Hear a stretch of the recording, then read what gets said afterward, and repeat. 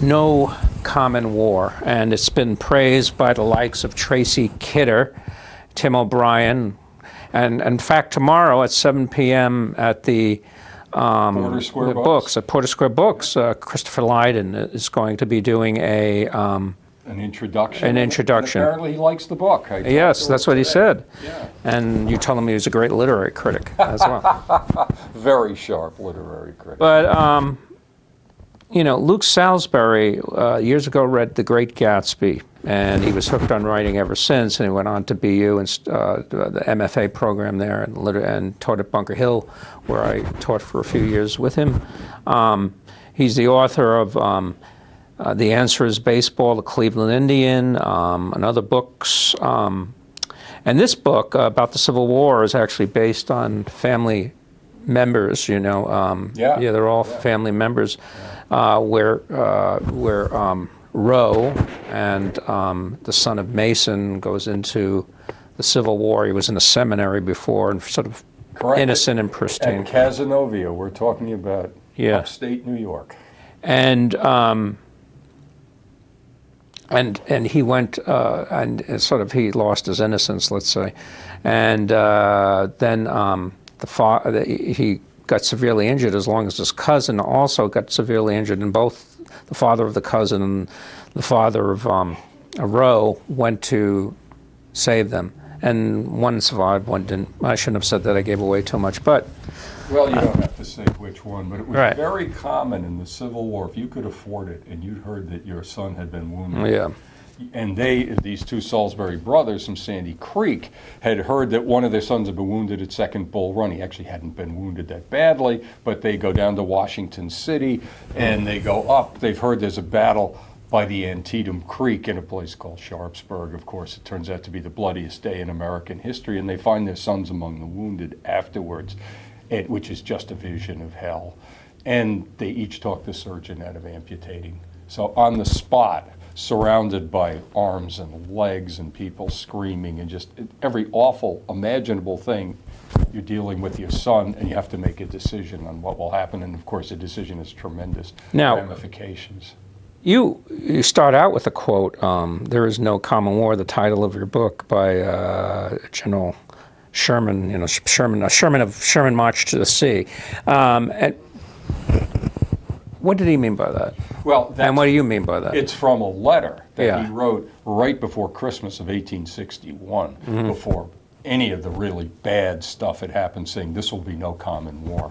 Sherman was really a very bright guy. I think he was emotionally troubled, perhaps, but really perceiving this is going to be a very different war. It's got railroads. We look back on it and say it's the first war that the Industrial Revolution is kind of behind. So the number of casualties are enormous. For instance, take the Battle of Antietam. One day, 22,000 casualties, almost 8,000 dead.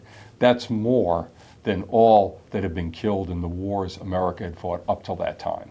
I mean, the Civil War is totally a different beast. The armies are much larger. As we know, an army moves on its stomach, so you've got railroads to provide food and materiel. It's a whole different game. But I mean, there's no common war. I mean, everyone has different experiences, right?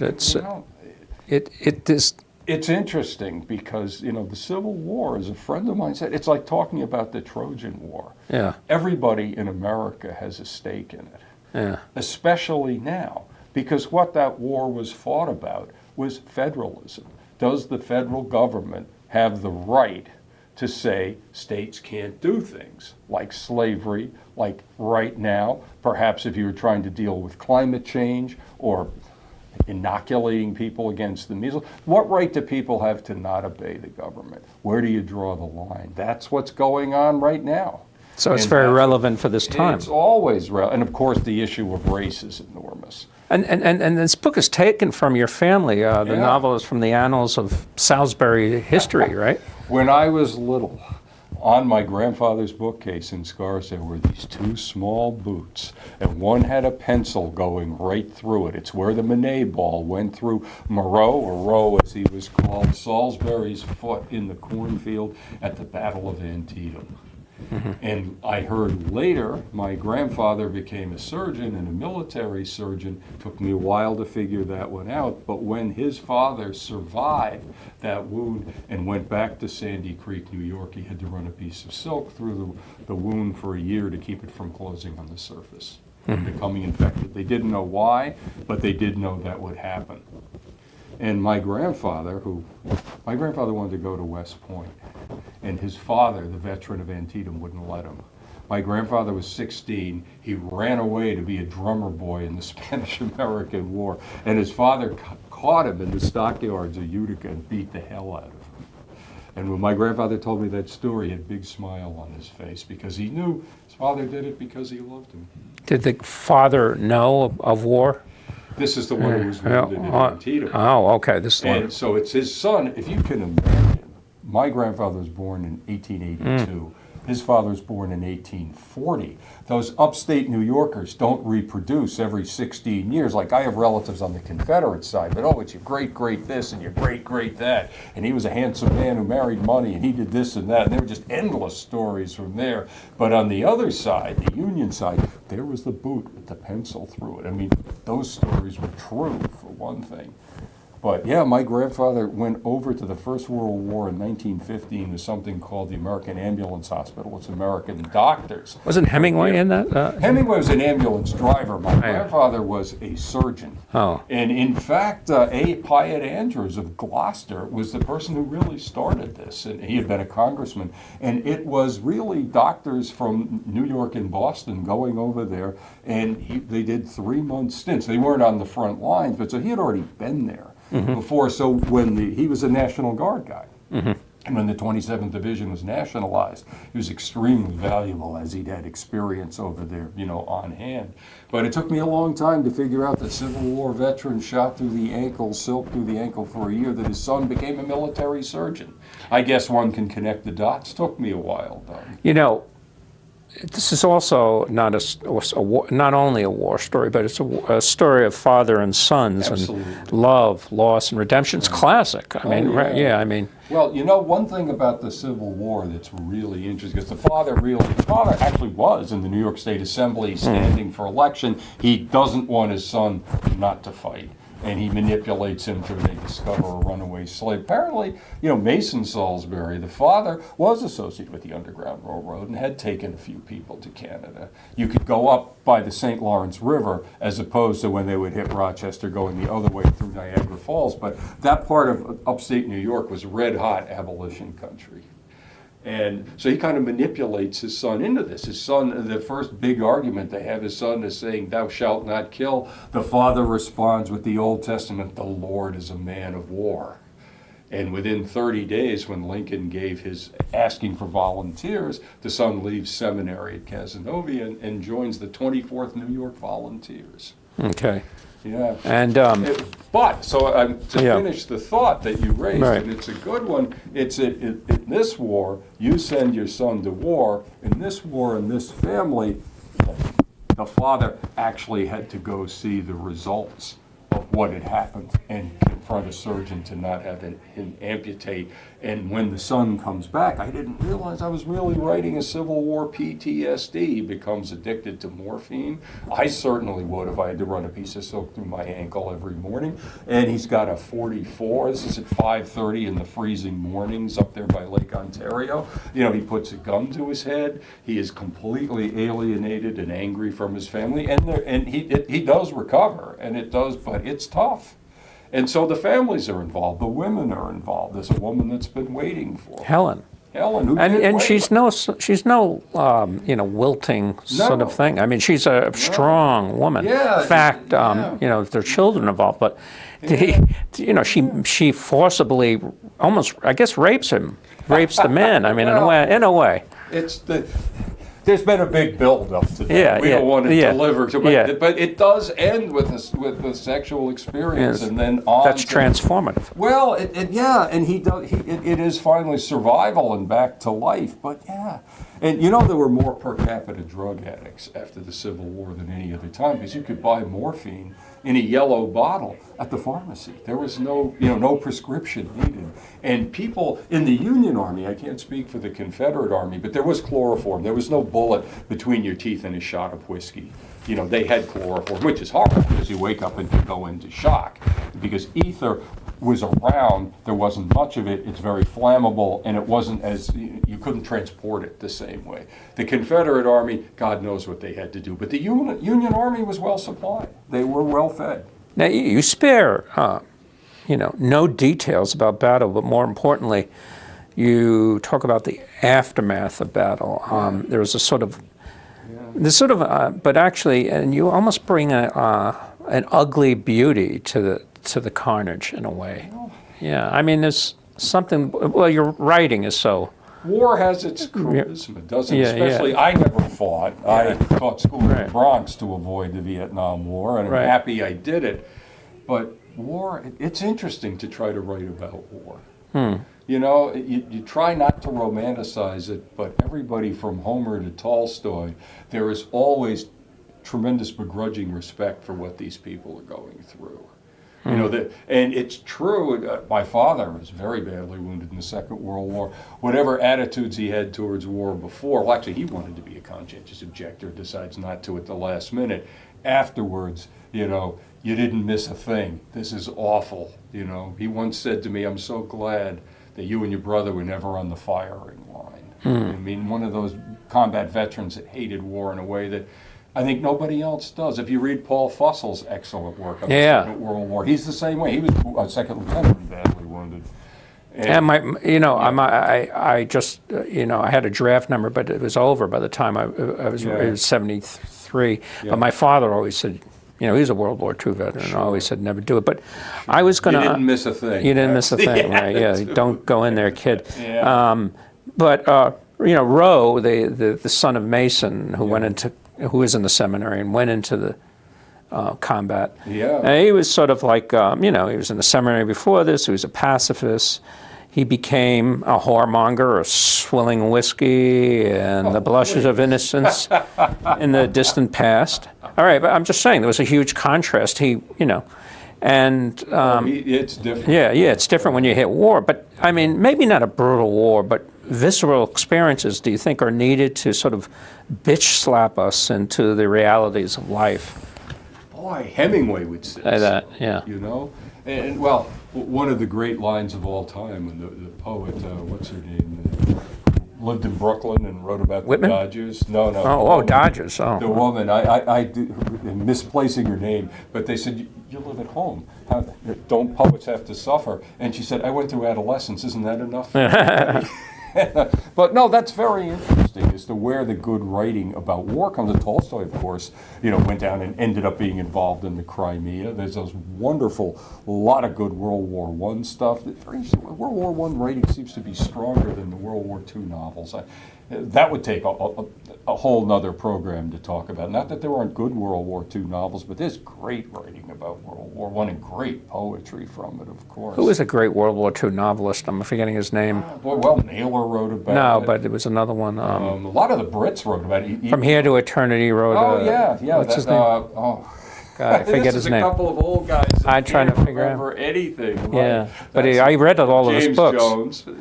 James Jones. That's it. James Jones. But he wrote a number of books. He wrote that The Thin Red Line is very right.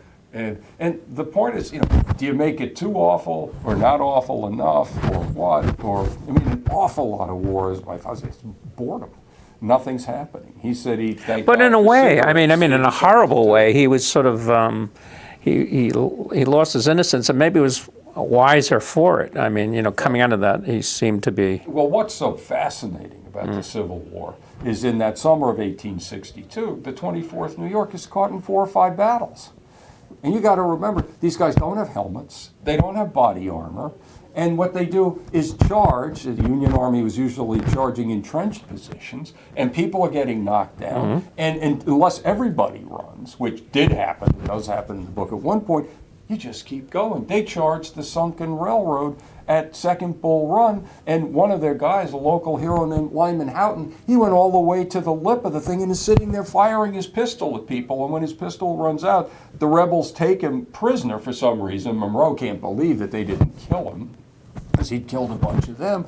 And because the Confederates couldn't keep prisoners, they didn't have the ability, they parole people. And if you come back and fight and get caught again, they'll hang you. Lyman shows up the night before Antietam, and lo and behold, he did get taken prisoner again and hung. It's just plain, some people are just heroic. Now, You know? I was going to ask you, like traditional B movies, there's the Nazis, bad guys. Yeah. But the guys who are fighting in the field, just kids, They're right? just guys, They're just guys. They're human beings, and and you have there's no real villains in this novel at all. No. I mean, you don't have any, say, the Confederates are horrible people. They're just, pawns and, power. Yeah. Soldiers are soldiers, Yeah. And they, as my father said to me, no one said, here's a rifle, there's Hitler and Goebbels, go shoot him. Here's a rifle and there's someone not all that different from you. And you're going to try to kill them, and they're going to try to kill you.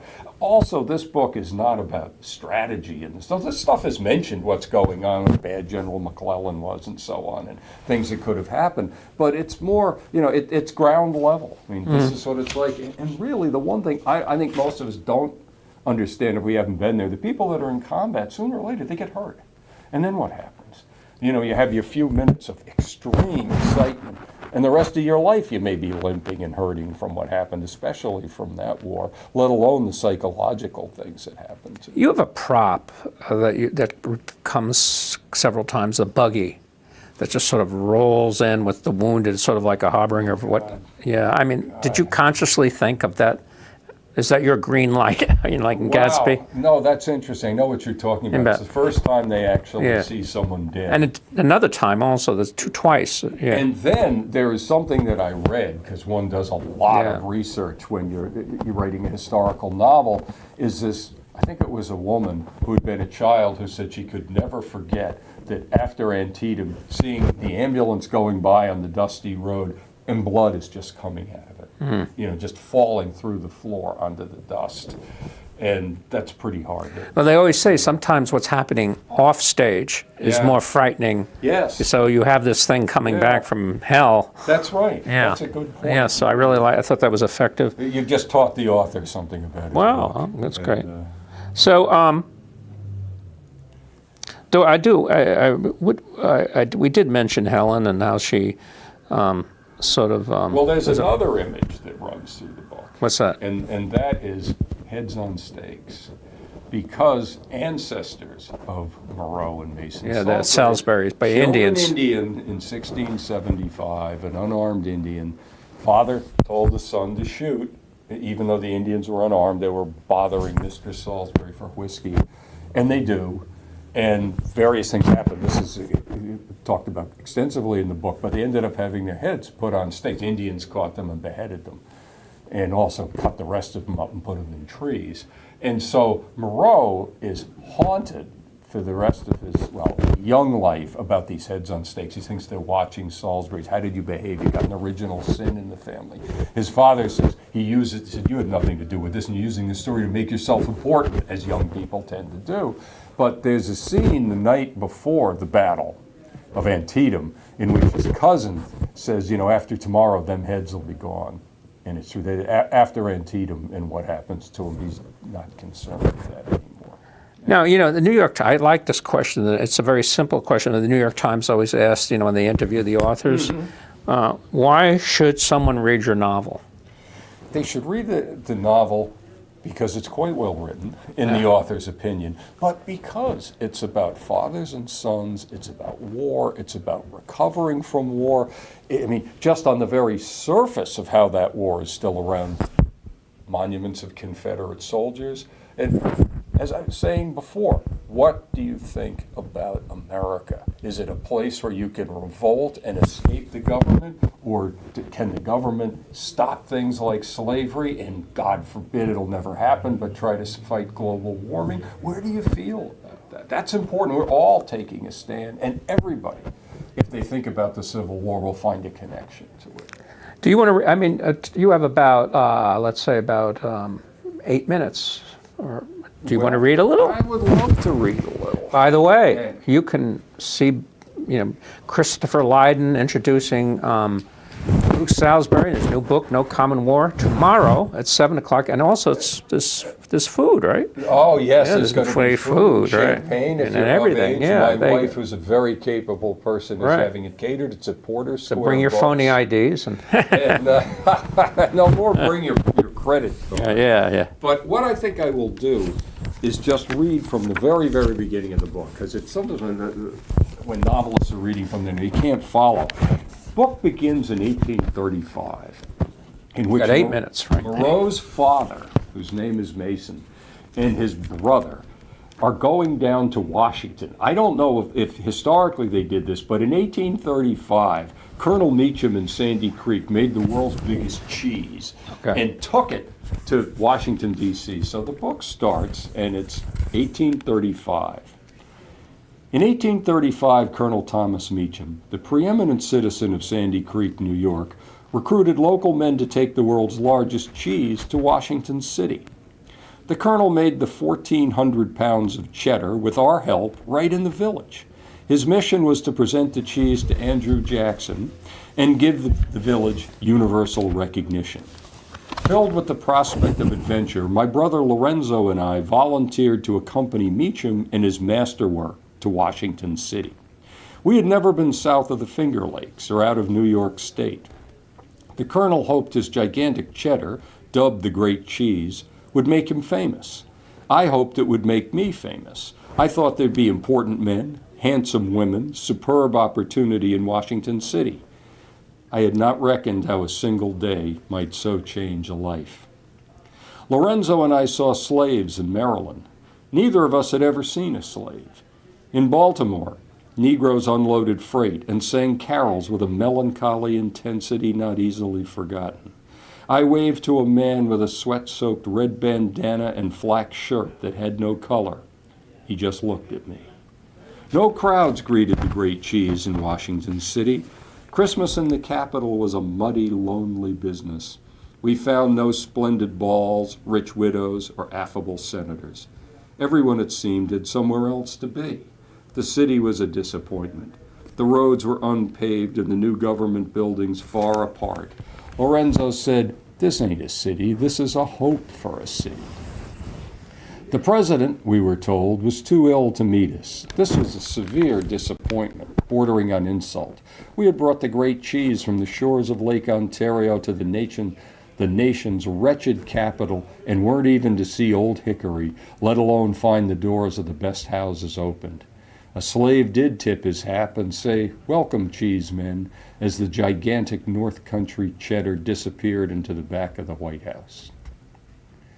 On Christmas Day, Lorenzo and I walked the deserted streets. I was ready to go home and visit a young woman who had been most sorry to see me go. We passed an empty slave pen and whipping post, and I said bitterly, "At least they don't sell human beings on the birthday of the Savior." We walked by the White House and considered stopping to inquire about the president's health. The day was gray and cold, though walking in the damp air felt less chilly than our drafty boarding house. We wore long coats. Lorenzo had a short-stock shotgun under his greatcoat. He was rarely without it, away from the farm. We passed a whitewashed boarding house and heard screams and the sound of a whip. Lorenzo and I went around back to the stable where a heavy man, his white collarless shirt stained with sweat, lashed a Negro. The Negro stood on an unpainted stool, his hands tied together and hung over a rusty hook in a joist. His neck, shoulders, back, and feet were bare. His shiny black back was bloody, and ragged pants were bright with blood. 3 stable hands passed a jug. One of them said, "Put your back into it, John." They wore soiled black coats and had red, sweaty faces.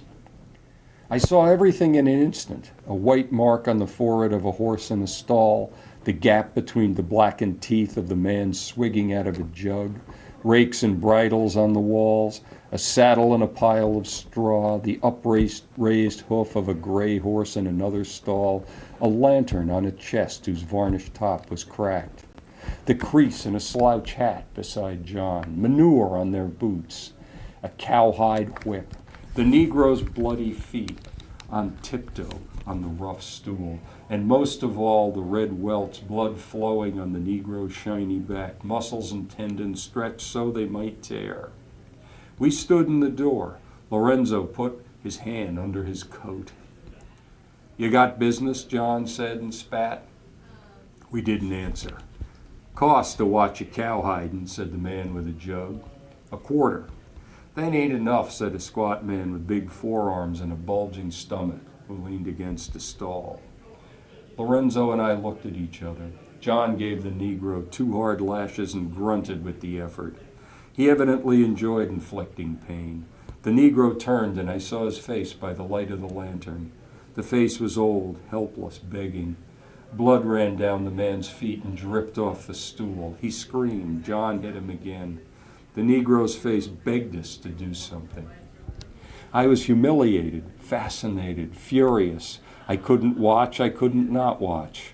I felt the raw satisfaction of the stable hands. They guffawed and swigged. I felt the hot arrogance of cruelty in John, the vicious pride. I took off my coat, walked past the hat, lantern, John, the whip. I put the coat over the man's bloody shoulders. The coat covered him to the ankles. "Damn waste of a good coat," said John, and spat in the straw. "He's cold," I said. "Yankees," said the hand with the big forearms. "Yankees don't know N-words," said the hand with the jug. "He's cold," I said. "Thank him," said John, touching the Negro's ear with the whip. Tears ran down the black man's face. He looked old enough to be my father. "You call yourself a Christian?" I said, looking John in the eye. The whip made a cracking, peremptory sound as it stung my face. I doubled over, clutching my face. Lorenzo hit John on the side of the head with the barrel of the shotgun and in the stomach with the butt. John staggered and sat down on the straw. The whip dropped. John put his hand to his head, which was bleeding, groaned and fell to the straw. I watched him wiggle and jerk and cradle his head. I wanted the gun. The squat hand reached for a pitchfork. Another picked up a rake. "Don't," said Lorenzo. He didn't say it loud. No one moved. "Give me the gun," I said. "No," said Lorenzo. Well, Luke, we seem to run out of time.